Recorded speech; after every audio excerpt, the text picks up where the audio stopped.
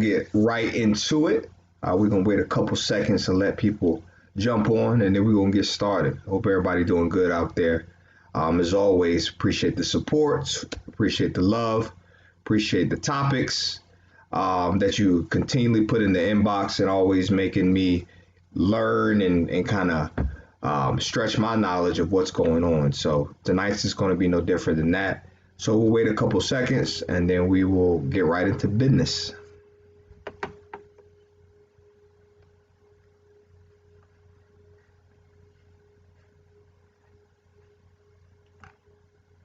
And then hopefully tonight, like last time when we was talking about milk and dairy, the government doesn't shut us down. Haha.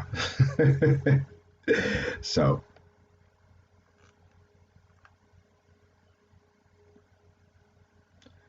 all right, let's get busy. Let's start.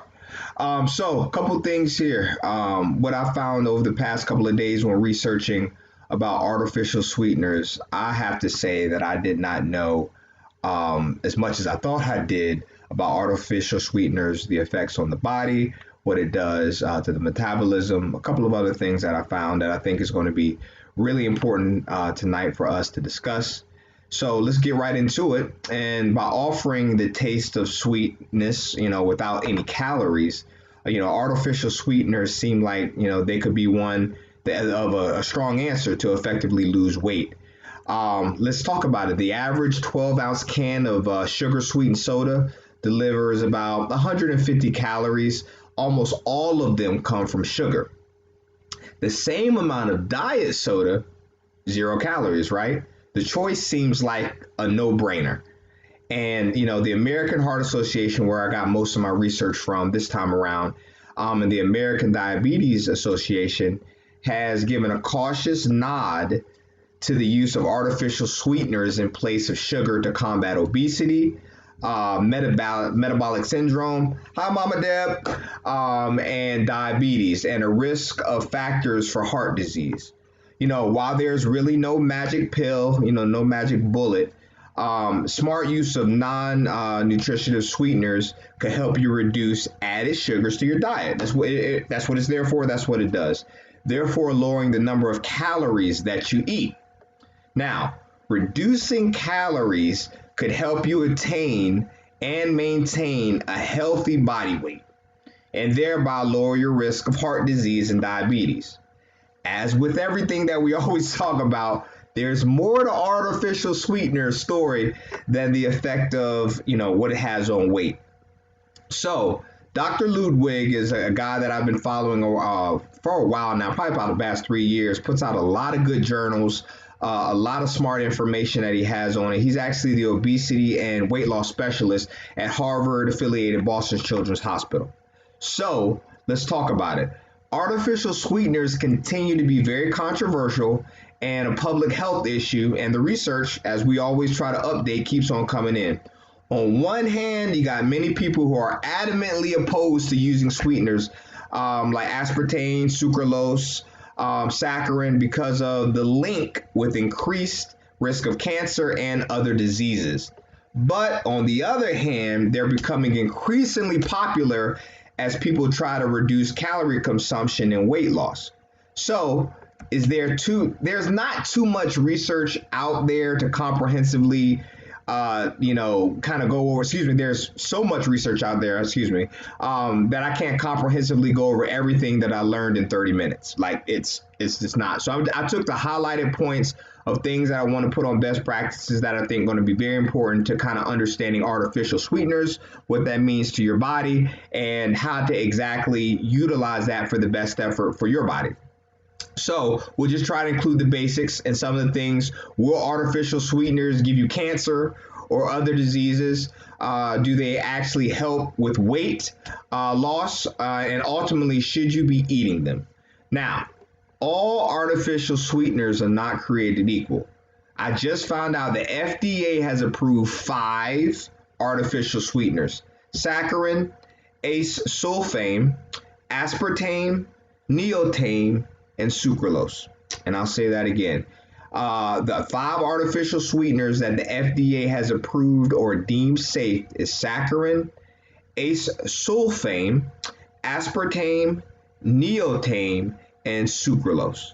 Now, it has also been approved on one natural low calorie sweetener as deemed safe, and that's stevia. So, how the human body and brain respond to those sweeteners is very complex. We don't have to get into all the complexities, but you just need to kind of have a general knowledge of what those sweeteners do to your body. One concern that I found over and over in journals is that people who use artificial sweeteners may replace the lost calories through other sources, which possibly offset weight loss and other health benefits. And this can be because we fool ourselves, we trick ourselves. I'm drinking a diet soda, right? I'm drinking a diet soda, so it's okay to have cake because I'm drinking a diet soda. You see that all the time, right? Like you go through the drive-through line at Burger King, for example, not to throw them under the bus, but you order a Whopper and fries, and someone then they go ahead and get a Diet Coke. Huh? Like, you know what I mean? What are we doing? You think that because you're getting the Diet Coke, it's going to take away all the, the bad things. So the AHA and the ADA, or the Diabetic Association, also added this caveat to their recommendation. It's also possible that these products change the way we taste food. So I need to read what Dr. Ludwig said verbatim because it's very strong and I didn't want to take anything out of it. He says, non-nutritive sweeteners are far more potent than table sugar and high fructose corn syrup. A minuscule amount produces a sweet taste comparable to that of sugar without comparable calories. Overstimulation of sugar receptors from frequent use of these hyper intense sweeteners may limit tolerance for more complex tastes. So that basically means that people who routinely use artificial sweeteners may start to find themselves less intensely sweet foods such as fruit, less appealing and unsweet foods such as vegetables not even taste good, downright unpalatable. So that means, one more time, that if you continually eat or take in artificial sweeteners, you may start to find yourself, not wanting natural sweet foods such as fruit, which are less appalling and they're not as sweet. And you won't even want to look at vegetables. You won't even want to look at, a plethora of different things because your body is not going to want to be receptive to that. So in other words, use of artificial sweeteners can make you shun healthy, filling, highly nutritious foods while consuming more artificially flavored foods with less nutritional value. So I thought that was huge because artificial sweeteners play another trick as well. Research shows that they may prevent us from associating sweetness with caloric intake. And as a result, we crave more sweet foods because we take that in, and we tend to choose sweet foods over nutritious food and gain weight. So, participants in the San Antonio Heart Study who drank more than 21 diet drinks per week were twice as likely to become overweight or obese as people who didn't drink diet soda. So let me say that again. Participants in the San Antonio Heart Study who drank more than 21 diet drinks per week were twice as likely to become overweight or obese as people who didn't drink diet soda. But you say you can give up diet drinks whenever you want. Don't be so sure.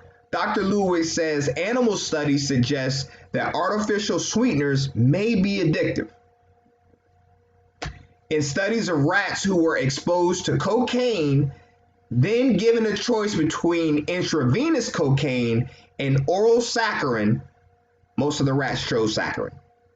So, is that your definition of safe? Safe is relative, right? Whether non-nutritive sweeteners are safe depends on your definition of safe. Studies leading in the FDA approval have ruled out cancer risk for the most part. So the FDA ruled out that most sweeteners don't have a correlation with cancer. There's not enough studies out there, but from the rats that they studied and the few human studies over a short amount of span, the linear regression shows basically there is not a direct link to sweeteners and to cancer. However, those studies were done on a small amount of diet soda that the 24 ounces a day consumed by many people who drink diet soda. So we really don't know the effects of a long-term chemical effect over the years, and that's definitely something that are being tracked and being watched. And there are other health concerns besides cancer. Got a question. So when you're trying to cut out sugar intake, what is your suggestion? I will get that, Dion, at the end. Great question. So, in another study that I found, a daily consumption of diet drinks was associated with 36% greater risk for metabolic syndrome and 67% increased risk for type 2 diabetes. So you always hear diet drinks. Diet drinks, they have zero calories. They're full with aspartame, neotane, sucralose. Those different things like that. And the study found out, and it was actually a correlation study, which means they had quite a few different people come up on the daily consumption, and diet drinks were associated with 36% of a greater risk for metabolic syndrome and 67 increased risk for type 2 diabetes. That's huge. Aren't these diabetes that artificially sweeteners may help prevent it in the first place? No. Back to sugar, right? Maybe sugar isn't that bad. It's all how sugar is packaged. Sugar contaminating foods in their natural form, i.e. whole fruit, your bananas, your strawberries, your blueberries, tend to be highly nutritious, nutrient dense, which is very important, high in fiber, and low in glycemic load, which means it won't spike your insulin. So sugar is containing in its natural form, and that's what I wanted to get to, Dion. When you're trying to cut out sugar intake, people have this kind of understanding that sugar is bad. No, sugar is found in fruits. Sugar is found in, your naturally occurring things, and some of the fruit we just listed, your strawberries and your raspberries and all those things that are healthy for you, but it's the way it's concentrated. Now, when white sugar or refined sugar is an actual extraction of real sugar. So that's what ends up happening. So that actual extraction of that white sugar is giving you that granulated, refined sugar that is not helping your body, which is spiking up your insulin, is causing all type of liver and kidney problems. So that's the issue there. Let's get that whole thing out of the picture, that sugar is bad for you, but refined sugar that is extracted out is definitely bad for you. And that's what's hurting people when they're taking in these diet drinks as well, because they're trying to artificially replace that. So please let me know if that answered your question, and we can get back to it if I did not. On the other hand, refined, concentrated sugar consumed in large amounts, like we're just talking about, rapidly increases blood glucose and insulin levels, increases triglycerides, and has a hard inflammatory mediator and oxygen radicals. And with them, the risk of diabetes, cardiovascular disease, and other chronic illnesses skyrocket. So those are the issues with extracted sugar. Now, how does artificial sweeteners change your metabolic health? Like, what is metabolic health? What is it? Let's make it very clear what metabolic health is. Artificial sweeteners have been tied to an increased development of metabolic syndrome and related diseases such as diabetes and cardiovascular disease. So I went to a meta-analysis, which just means a whole bunch of studies kind of put together and they track it and they put up different statistics for it to look at linear regressions, trends, things like that. And it's similar, and they have the overall effect. So a couple of studies that I found that I want to share with you. In July 2017, the Medical Association in Canada Journal published a meta-analysis that picked apart the findings of 7 randomized controlled trials and 30 cohort studies on artificial sweeteners. So they put all the information together. In total, the studies follow more than 400,000 people for 10 years. So here's some hard data. And the artificial sweeteners had no significant effect on cardiovascular or metabolic disease. However, in the long-term cohort studies, consumption of artificial sweeteners was associated with a higher incidence of type 2 diabetes, metabolic syndrome, cardiovascular events, and even after controlling some different variables. Now, of course, observational studies, can't confirm causality, but another study published in a different journal showed that artificial sweeteners alerted gut microbacteria and that was causing linked glucose tolerance in mice. So for humans included in the study, even just 1 week even just 1 week of artificial sweetener consumption was enough to reduce glucose tolerance in half of the participants. Blew my mind. That was one of the things that I didn't even remotely know. So I'll say that again. For the humans included in this study of this meta-analysis study, even just 1 week of artificial sweetener consumption was enough to reduce glucose tolerance in half of the participants. It's clear that artificial sweeteners can have an impact on your gut microbacteria, and that can have a far reaching effect on your health. So please keep your ears open on that. And we'll come back to that as well. Also, pull something from pregnant women because I got a DM about that. Like, what about pregnant women? Is there anything to avoid sweeteners? From the studies that came out, there was a concern in recent years of the potential link between artificial sweetener consumption and preterm delivery, prompted by two observational studies in 2010 and 2012. The studies kind of had significant limitations. The associations were very small, and it was very kind of linear in this way because it's not artificial sweetened beverages were accounted for, so you really can't have a great study there. But women who consume more artificially sweetened drinks tend to smoke more. That was one thing they had there, and have a higher BMI and a lower socioeconomic status. Those were the facts. All told, the risks seem pretty minute for women who are pregnant and who take artificial sweeteners, but most doctors would advise pregnant women to avoid artificial sweeteners just to be on the safe side. But here's the biggest question that I found, and it was reoccurring from you guys reaching out. Do artificial sweeteners help you lose weight? Let's get into it. For the most part, and for most people, the primary motivation for even taking in artificial sweeteners is the desire to eat fewer calories and lose weight, or at least maintain a healthy weight, right? That's probably, I would say, 80% of the people who are taking in artificial sweeteners. Many studies have found a positive association between artificial sweetener intake and obesity. But in this situation, reverse causality is particularly likely. So in other words, while it's possible that artificial sweeteners contributed to weight gain in these studies, it's also possible that people who are overweight are more likely to choose diet beverages and other artificially sweetened foods in an effort to lose weight as well. Another question. So taking a micro-filtered whey protein with no sugar but added sweetener is bad. Yes, absolutely.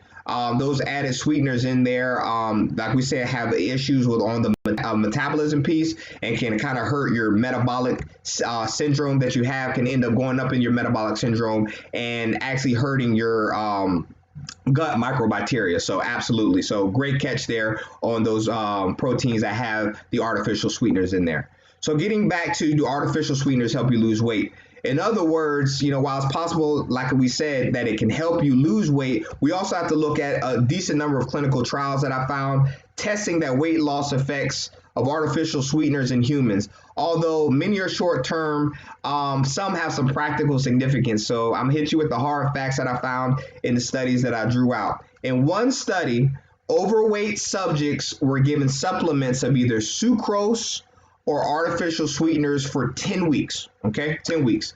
At the end of the trial period, the subjects in the artificial sweetener group had experienced, on average, a reduction in weight, fat mass, and blood pressure, while subjects on the sucrose group gained weight and had increased blood pressure. No problem, bro. So what do I make of all this? Fortunately, we had another meta-analysis that had the 400,000 people that we talked about earlier to look at what it looks like as weight loss. When they pulled together all the studies, they found no significant effect on artificial sweeteners on BMI. Great.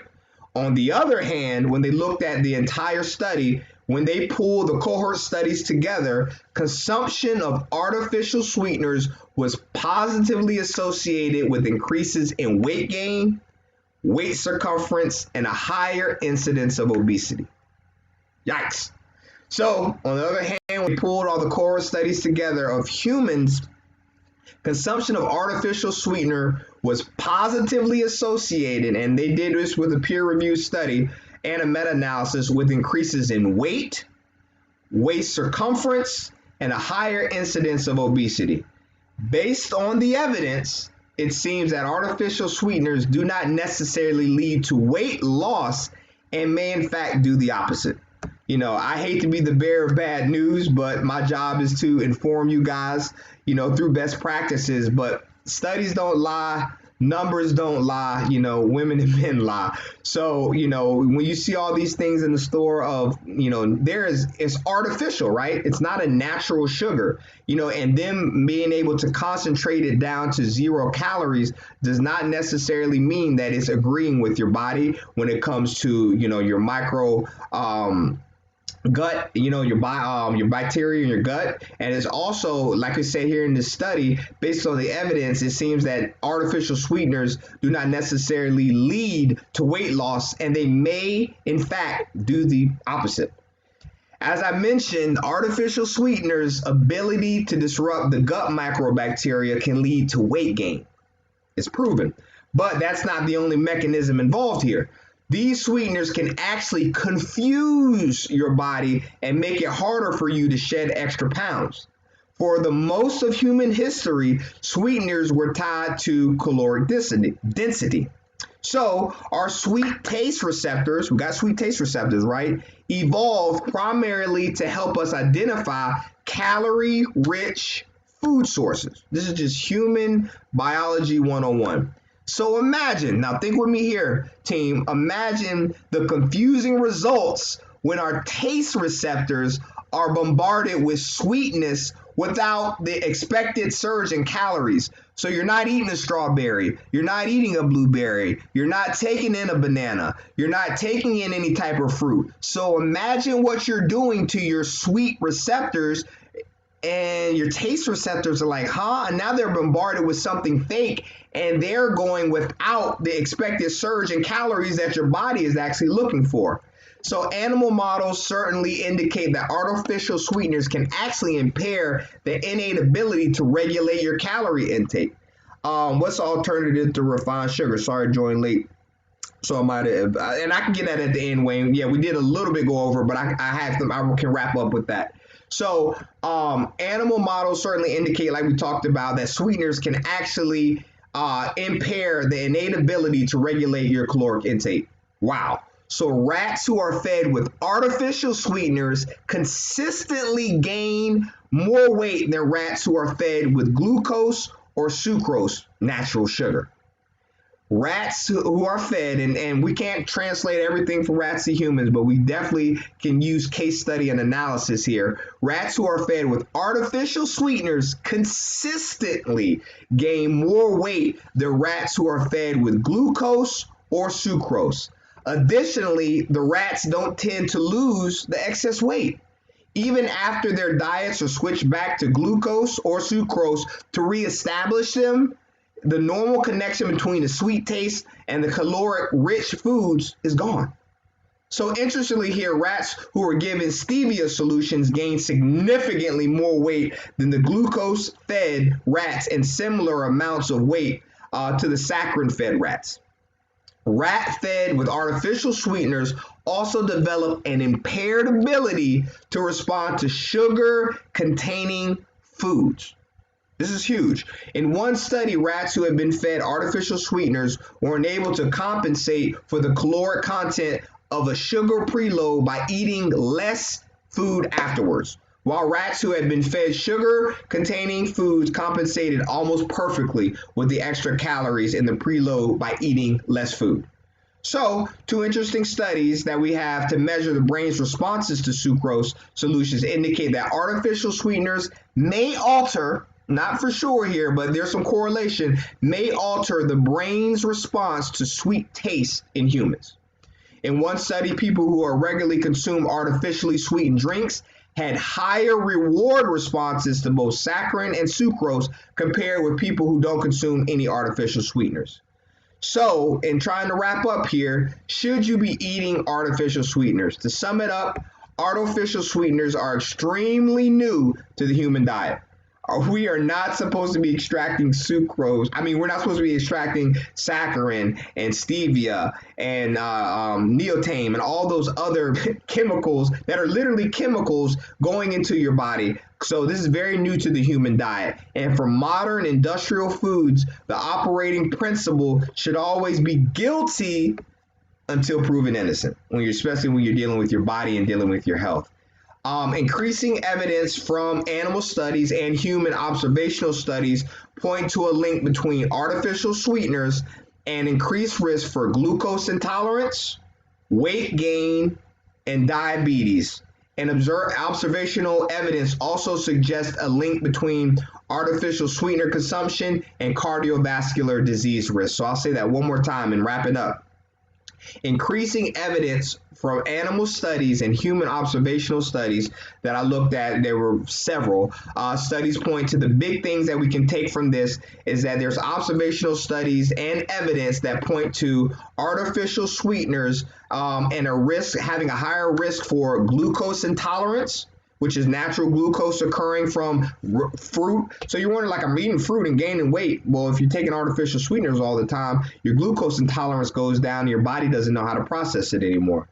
Also, too, when you're looking at weight gain from the studies, the observational studies and the animal studies as well, looked at weight gain, and that is a reason from the artificial sweeteners as well as diabetes. And the other observational study also suggests a link between artificial sweetener consumption and cardiovascular disease risk. So to answer your question, Wayne, the alternative to refined sugar is either brown sugar because it's not refined, and then when you have to use sugar, make sure it comes from plant sources in terms of fruit. That's a great use for different refined sugar. So actually it's coming to find out brown sugar is going to be a more healthy alternative than you're going to have in artificial sweeteners. It's just that's what it is.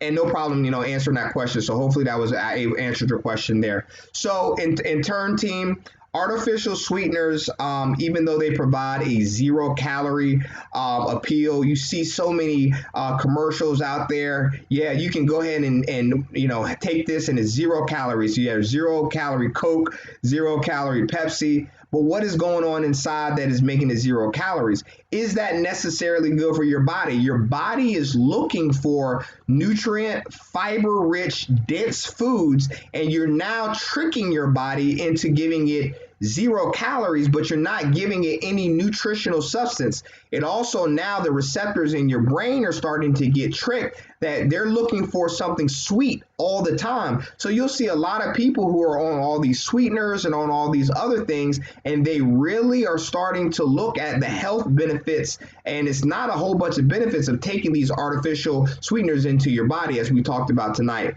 Isn't aspartame considered to be a poison? Yes, because of the way is when it's broken down chemically into certain things they put it into. But from the FDA, what the FDA broke it down to, and I talked about this a little bit earlier, is that the FDA recently just put out some of the artificial sweeteners that are actually okay for the body, and they're saccharin, aspartame, neotame, and sucralose.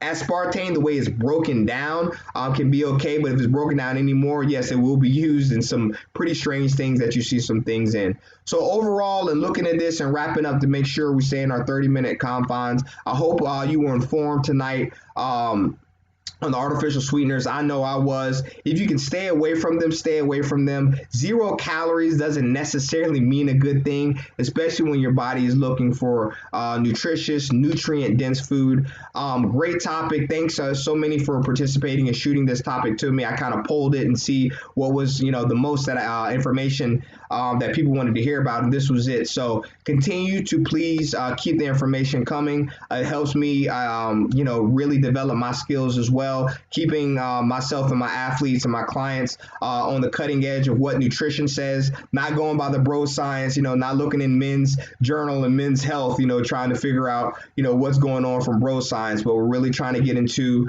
the schematics of science and what's involved into it. So thank you so much for continuing to join. I hope these best practices have been beneficial, and please keep your questions coming. Actually, and please keep them coming here tonight if you have any that you didn't get to, or you review it later and that I can answer. So thank you all so much for your continued support. On this team, like we say, we also bleed, baby. So we have a lot of athletes and clients that are doing some great things this year in 2020. And thank you so much for your support. And as always, keep bleeding for your goals. Much love.